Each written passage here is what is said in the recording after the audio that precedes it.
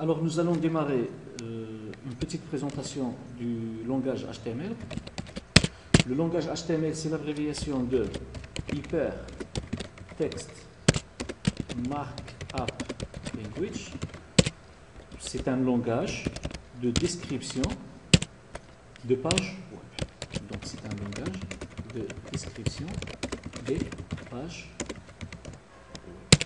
Le langage HTML est un langage statique qui va nous permettre de définir le code interprété par le navigateur. Donc lorsque le navigateur reçoit une page HTML, il va lire le code et il va le présenter sur l'interface du navigateur. Un navigateur, c'est Internet Explorer, c'est Chrome, c'est Mozilla et ainsi de suite. Alors, le navigateur, il interprète tout ce qui est statique, tel que le langage HTML et JavaScript ou VBScript. C'est ce qu'on appelle les langages côté client, qui seront interprétés par le navigateur. Il y a d'autres langages qui vont nous permettre de définir les programmes dans la page web. Ce sont les langages côté serveur, tels que le PHP et le ASP. Ça, on va le voir dans un cours dans le futur. Maintenant, ce qui nous intéresse, c'est d'apprendre le langage HTML. Il y a certains logiciels, tels que Dreamweaver ou FrontPage, qui nous permettent de créer d'une façon visuelle les pages web. On ne sera pas amené à taper le code HTML nous-mêmes. Il sera généré par le logiciel Dreamweaver ou FrontPage. C'est pour ça que ces logiciels, on les appelle des WYSIWYG. WYSIWYG. WYSIWYG, ça veut dire what you see is what you get. Ce que vous voyez, ce que vous aurez. Donc les logiciels tels que Dreamweaver ou FrontPage, on les appelle des WYSIWYG. Pourquoi? Parce qu'ils vont nous permettre de générer d'une façon assistée le code HTML. On ne sera pas amené à taper le code HTML nous-mêmes.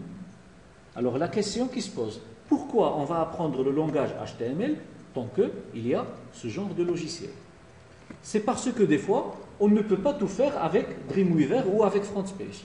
Ce qui fait, pour réaliser une tâche que Dreamweaver ne peut pas faire, il va falloir entrer dans le code généré dans la page et le modifier dans le code. Si je ne connais pas les balises, si je ne connais pas interpréter moi-même ce code, je ne vais pas pouvoir faire ceci.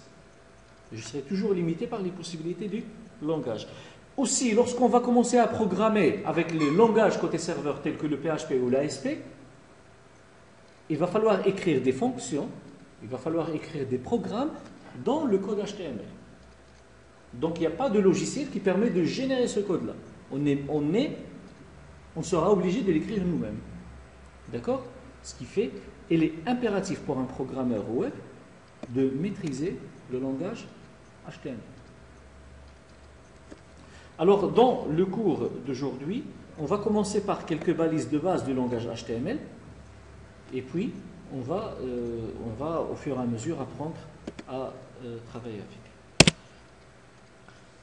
Je viens de prononcer le terme balise. Qu'est-ce qu'une balise? Une balise, c'est un mot clé qui va nous permettre de définir les parties de la page. Par exemple, je veux dire que ce contenu est en gras. Alors, je vais le mettre entre G, B, plutôt, excusez-moi, slash bold, slash bold. Donc, tout ce que ceci est en gras. Tout ce qui est écrit entre la balise B slash B sera affiché où? Dans le navigateur en gras. Par exemple, je veux écrire quelque chose en italique. Je vais faire I, ceci est en italique. Slash I. Donc une balise, normalement on l'ouvre et on la ferme.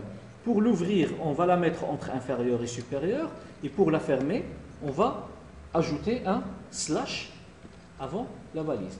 Il y a des balises qui ne se ferment pas, on va les voir tout à l'heure. Ok? Ça, c'est une balise. Alors, les balises ne se présentent pas toujours rien que comme ça. Ils ont ce qu'on appelle des attributs et des propriétés, on va les voir dans certains exemples. Alors, on va y arriver. Je vais sur bloc-notes et je vais décrire une page web. Une page web, on ne vient pas et on commence à taper le contenu. Non, on va la structurer. On va dire que cette partie représente l'entête. Cette partie représente le corps de la page. Il y a une entête et il y a un corps dans une page HTML. À quoi sert l'entête? À quoi sert le corps? Alors, la page HTML commence par HTML, se termine par /HTML. Il contient deux choses. L'entête, qui se termine bien sûr par /head. Head, c'est la tête. /head, c'est la fin de l'entête. Et le corps, qui commence par body et qui se termine par /.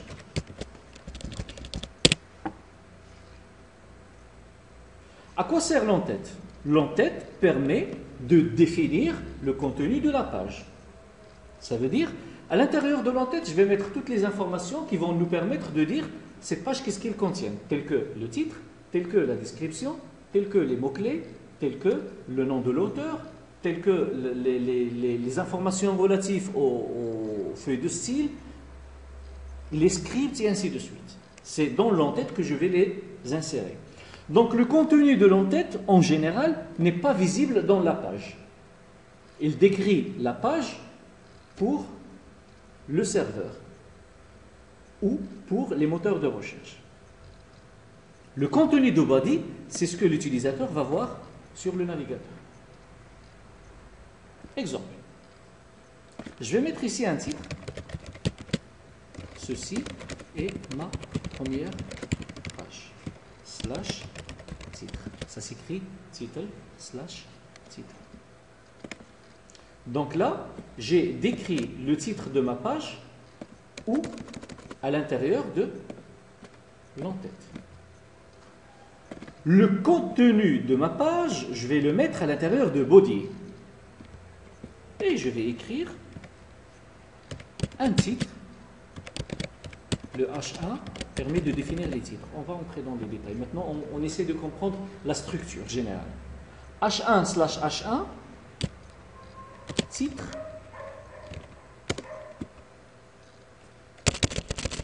Je vais faire ici le Maroc.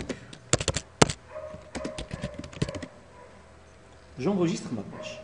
Je vais faire enregistrer avec CTRL-S. Sur mon bureau, je vais créer un dossier. Je préfère créer un dossier que je vais appeler site 1 et je vais nommer ma page index.html. Attention, il ne doit pas être nommé .txt. Il doit être nommé .html. De préférence, je fais ici étoile pour qu'il ne soit pas nommé index.html.txt. C'est un petit piège dans lequel on tombe. On va faire index.html et ici je vais faire étoile.étoile. Donc ma page s'appelle index. Pourquoi index? C'est le nom de la première page du site. Et il est enregistré dans site 1 sur mon bureau. Je vais voir mon bureau. Alors je dois trouver ici le répertoire site 1. Et il est où? Alors, question d'organisation. Voilà, site 1, il est là. Et là, j'ai ma page index.html. On remarque qu'elle a été reliée directement avec Chrome, avec le navigateur Chrome. Si je vais entrer dans cette page maintenant, qu'est-ce que je vais voir sur mon navigateur? Je vais trouver le contenu du corps. Est-ce que vous voyez que ceci, ma première page, n'est pas affichée ici, à l'intérieur? Elle est affichée, mais pas à l'intérieur. Regardez. J'avais tapé deux choses.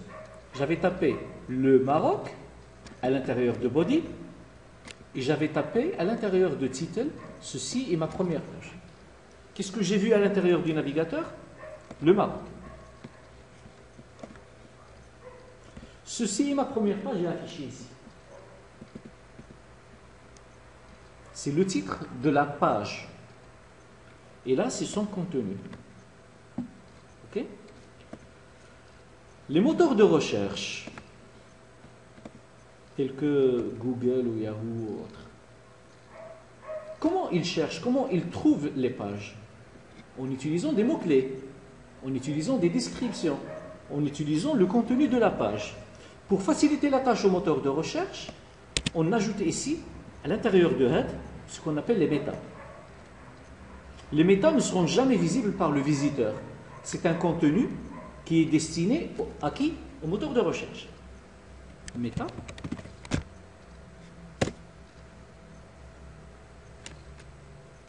Name égale keywords. Contents égale, bien sûr, ceci doit être fait comme ça. Égale page formation HTML Maroc PPT TDI et vous continuez comme ça. Une fois que vous avez terminé, vous fermez les guillemets et vous fermez Meta comme ça. Qu'est-ce que ça veut dire tout ça? Alors je vais essayer d'afficher tout ça sur la même ligne pour voir mieux. Voilà. Title, il commence par title. Remarquez que la balise s'est fermée ici. Et il se termine par slash title. Meta, c'est une balise qui n'a pas de contenu. Son contenu, il est inséré à l'intérieur. Son contenu est inséré à l'intérieur. Vous remarquez que je n'ai pas fait meta avec fermeture ici. Est-ce que vous voyez? J'ai fait meta et je l'ai fermé ici. C'est une balise qui ne se ferme pas. Il n'y a pas de slash meta comme ça. Ça n'existe pas. Ok? Donc meta, c'est une balise qui doit avoir obligatoirement le nom et le contenu. Autrement dit, meta, name égale description, contents égale cette page est une page de formation en HTML. Slash. Meta name égale auteur. Contents égale moi-même. Bon, il faut écrire le nom et le prénom. Ok? Qu'est-ce qu'on trouve ici? Combien de méta j'ai inséré dans ma page, dans la partie head de ma page? 3 méta. La première méta, elle est de quel type? Mot-clé. La deuxième, elle est de type description. La troisième, elle est de type auteur. Le contenu de la première, c'est quoi? Page, virgule, formation, virgule, HTML, virgule, Maroc, et ainsi de suite. La deuxième, son contenu, c'est une phrase ou un paragraphe. La troisième, c'est le nom de l'auteur. Ok? Donc, ce sont des balises qui ne se ferment pas, qui ont un contenu à l'intérieur de la balise. Il y a deux types de balises. Il y a des balises qu'on ouvre et qu'on ferme, et il y a des balises qu'on ne ferme pas parce qu'ils ne s'ouvrent pas. Ils ont un contenu à l'intérieur. Ok? Alors, ces balises méta que je viens d'insérer ici ne sont pas destinées aux visiteurs. Ils sont destinés aux moteurs de recherche pour qu'ils puissent indexer d'une façon correcte la page. Et si j'ai enregistré avec CTRL-S, je vais enregistrer, slash, si je l'oublie, il ne fait pas attention. C'est comme si il n'y a pas d'erreur. Il n'y a pas d'erreur même si je l'oublie. Ok? Même si je l'oublie, j'ai oublié slash ici, ce n'est pas un problème. Alors je vais voir le navigateur et je vais actualiser la page. Qu'est-ce que j'ai vu? Aucune modification. Je vais voir aucune modification ici. Je vais essayer de voir le code de la source de la page et je trouve comme quoi il y a les mots-clés ici. Ok? Mais lui, il ne les a pas affichés à l'intérieur de la page ni à nulle part. Tout ça, c'est pour vous dire que la partie head, nous permet de faire quoi? De définir la page. Son rôle, c'est de définir la page. Ce n'est pas pour le contenu. Le contenu, on le met où? À l'intérieur de body. Ça, c'est la première des choses. La deuxième des choses, nous avons conclu que une balise, en général, se présente comme ça. Une balise, en général, se présente comme ça. Le nom de la balise, ok, et attribut égale valeur,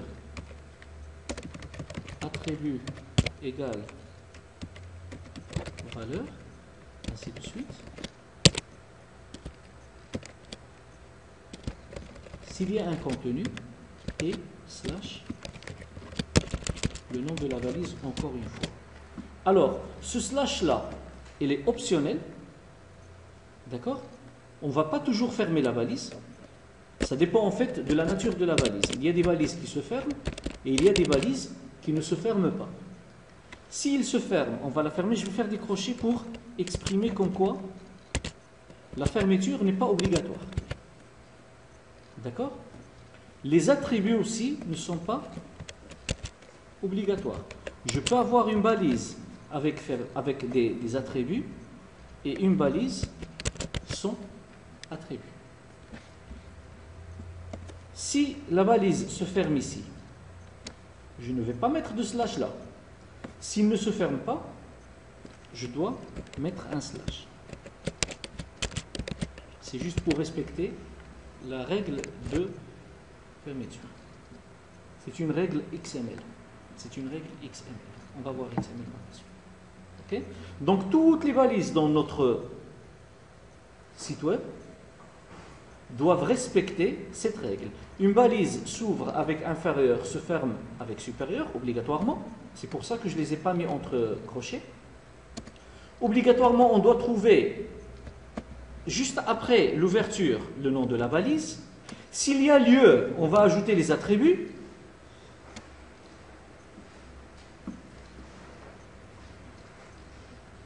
Et si la valise se ferme, on va ajouter la fermeture. Si la valise ne se ferme pas, on va ajouter un slash ici. Ça, c'est la règle générale. Je vais faire quelques exemples et on va voir.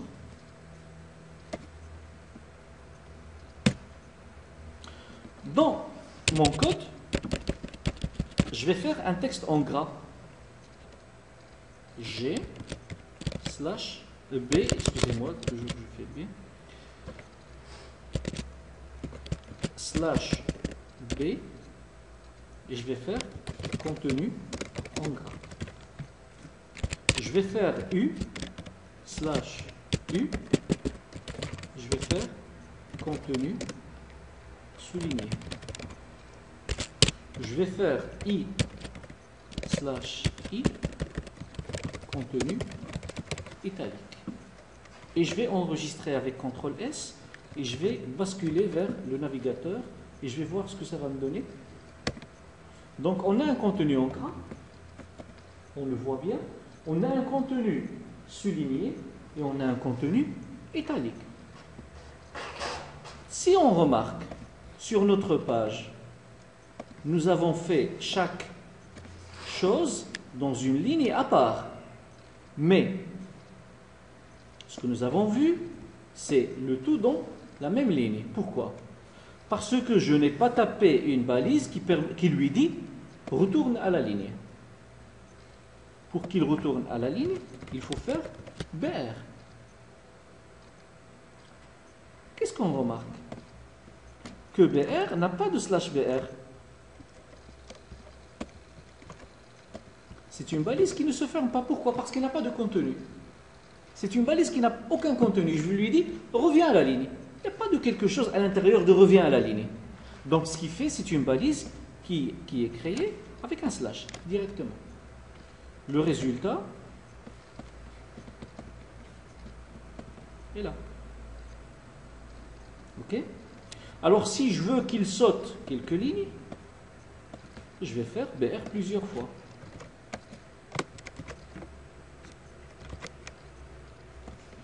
Le résultat est là. Vous allez me dire maintenant, si je fais comme ça, est-ce que ça va changer quelque chose? J'ai fait le tout dans la même ligne ici. B contenu en gras slash B. BR, BR, BR. U contenu souligné slash U. BR. I contenu italique slash I. BR. Qu'est-ce que je vais avoir comme résultat après l'enregistrement? La même chose. Ça ne change rien. Ce qui fait, c'est pas la façon avec laquelle j'ai écrit le texte qui va définir la façon avec laquelle ils seront affichés, mais c'est le contenu, c'est le code qui est écrit qui va définir la façon avec laquelle ils sont affichés. Sauf que pour que l'utilisateur puisse se retrouver dans la page, il vaut mieux bien structurer le code. On continue. Je veux écrire un texte en rouge. Je veux écrire un texte en rouge. Je vais faire font slash font. Et je vais faire ici texte en rouge.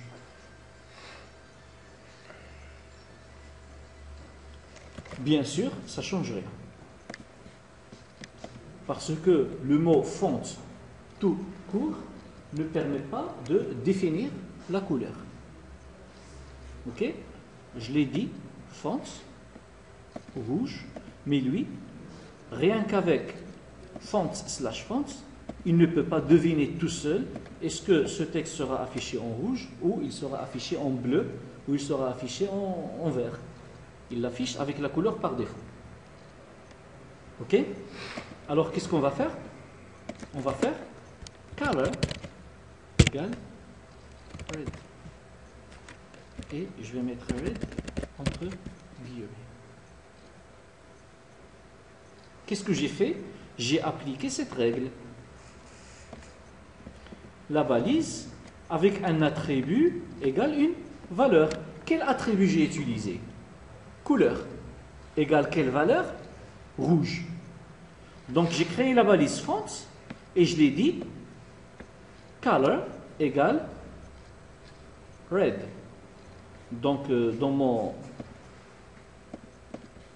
code, je me suis retrouvé font color égale red. Je ferme la balise. Je vais taper le contenu qui doit être affiché en rouge et je ferme slash font. Donc on a une balise, un attribut avec une valeur et nous avons un contenu. Ce qui fait, il faut fermer. Slash font. Bien sûr, après slash font, je ne vais pas faire color parce que c'est la fermeture de la balise. J'enregistre et F5. Le texte est affiché en rouge. Maintenant, ce même texte, je veux l'agrandir. Alors, je dois faire quoi?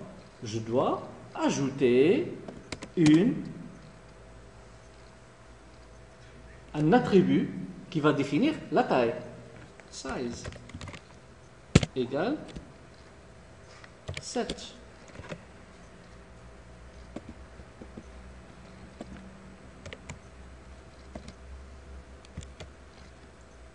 Donc là, le texte en rouge est plus grand. Pourquoi? Parce que dans la balise font, je l'ai dit, l'attribut couleur égale red et l'attribut size égale 7. Bien sûr, on peut faire ces modifications d'une meilleure façon en utilisant les feuilles de style. Tout ce que je viens de faire maintenant, c'est juste pour vous dire comme quoi une balise peut contenir des attributs. Et je vais utiliser que les attributs qui m'intéressent. La question qui se pose, nous, en tant qu'étudiants HTML, comment on va savoir quels sont les attributs de telle balise? Il y a des dictionnaires. Il y a des dictionnaires qui vont nous dire cette balise, il permet de faire ceci, et voilà toutes les balises que vous pouvez utiliser. Et il y a des logiciels, des éditeurs de texte, qui nous permettent de taper ça. Par exemple, je vous donne comme exemple Komodo. Komodo Edit, c'est comme un bloc-notes. Mais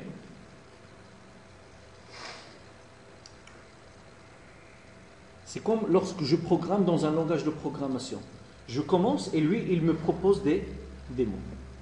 D'accord? Il va m'aider à mieux connaître le langage et à taper le code d'une façon plus rapide. Alors, Komodo...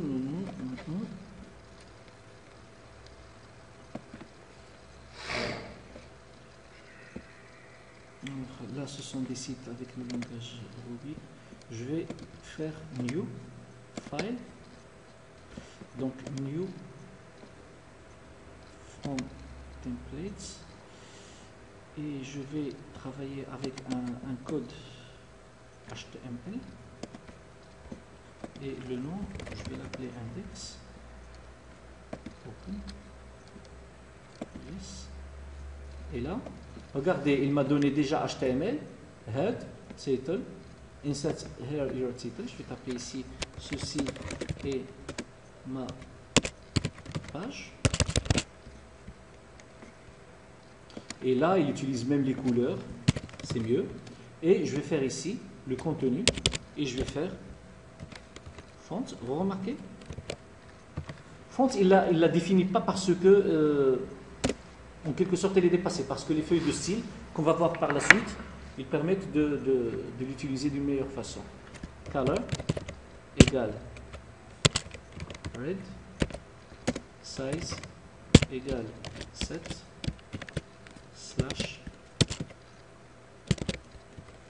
font. Et je peux taper ici le contenu. Je vais faire ici, par exemple, P. Remarquez, quand j'ai utilisé P, il m'a donné tous les attributs possibles à l'intérieur de P. Je vais faire par exemple Ali, P, style, et ainsi de suite. Okay. Je peux utiliser ici B. Tous les feuilles, tout ce qui est style, il n'utilise pas lui. HA. Okay.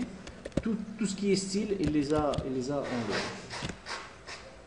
Mais c'est un éditeur qui me permet de travailler avec le langage HTML d'une façon plus à l'aise que le fait de travailler avec un simple bloc. Il y a plusieurs types d'éditeurs sur le marché.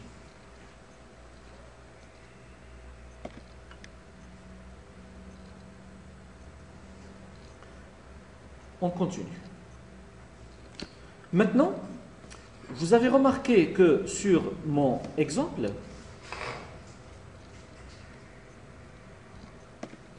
j'avais mis les valeurs entre des guillemets.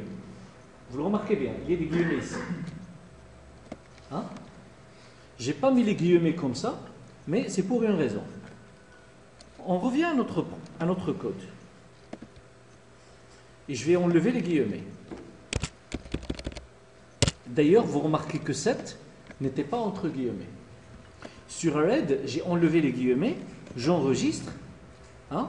Je vais voir le résultat, mais on sera surpris que ça ne change rien. Ça ne change rien. Aucun changement. Ça marche toujours. Vous allez me dire, mais pourquoi vous avez utilisé les guillemets? Je vais vous dire pourquoi. Je vais ajouter ici un autre attribut. Et je vais faire face égale Arial. J'enregistre. Donc, qu'est-ce que je l'ai dit? Texte en rouge, tu vas l'écrire avec quelle police? Arial. Est-ce qu'il a changé? Oui. Arial bold. Est-ce qu'il a changé? Non. Je vais ajouter les guillemets dont je viens de parler tout à l'heure.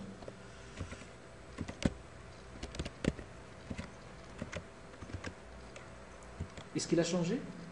Oui. Pourquoi? Parce que les valeurs, ils peuvent avoir des espaces à l'intérieur. Si j'oublie de mettre les guillemets, lui, qu'est-ce qu'il fait? Il pense que face égale Arial tout simplement. Et il pense que bold, c'est un attribut qu'il ne comprend pas. Lorsqu'il ne comprend pas quelque chose, il l'ignore tout simplement.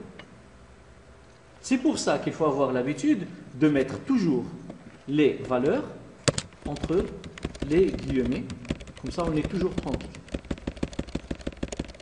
Si je fais ici comics sans MS,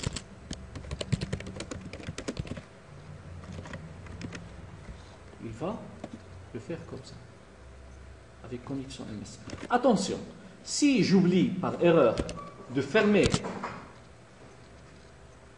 la valise, elle a été ouverte par quoi? Par inférieur. Et il devait être fermé avant que je commence à écrire son contenu. Si je l'oublie, qu'est-ce qui se passe? Le tout est ignoré. Il ouvre une valise, il ne trouve pas sa fin, il ignore tout. Parce que pour lui, cette valise, elle a été ouverte ici, et elle a été fermée ici. Et tout ce qu'il y a à l'intérieur, il ne le comprend pas, il l'ignore. Parce que si j'ai autre chose ici, comment il sera affiché? Normalement, tout ça, il a été inséré où? Après fonte. Mais comment il sera affiché? Ok? Je trouve autre chose ici en rouge, en taille 7 et tout, mais moi j'avais fermé slash fonts. Pourquoi? Parce que j'ai oublié de fermer ça. Là, autre chose, comment il sera affiché? Normal. Ok? Donc dans cette partie, nous avons vu qu'est-ce que le langage HTML, à quoi il sert et pourquoi on va l'apprendre, même s'il y a des logiciels qui permettent de le générer automatiquement.